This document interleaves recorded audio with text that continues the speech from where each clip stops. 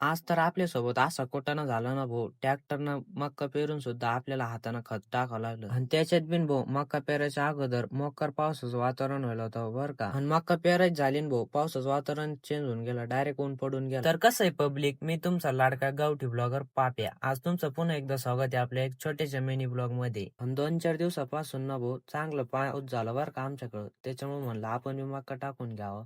मग काय आलो दुकानावर तर दुकान बंद होती. मग काय तेवढ्या शेठला फोन केला, शेठ बी आले दुकानावरती. मग काय मस्तपैकी शेठनं बी शेटर उघडला आणि आपल्याला मक्काच्या पिशव्या दाखवल्या. शेठ म्हणे तुम्हाला जे घ्यायचे ते घ्या. मग काय आपण बी आडवंटाच्या 2 पिशव्या घेऊन टाकल्या मक्काच्या 751 आणि वावरातच निघालो होतो भाऊ. रस्त्यानं तर आपल्याला लगेच पाणीच थेंब लागायला लागले. म्हणलं बस आता आपलं खत भिजत.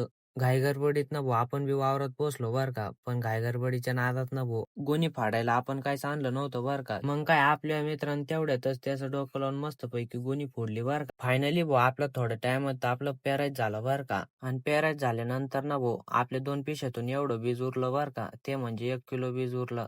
आणि तुम्ही एका एकरात किती बीज टाकते कमेंट मध्ये नक्की सांगा बरं का. व्हिडिओ आवडला असेल तर नक्की लाईक करा. भेटू पुढच्या ब्लॉग मध्ये.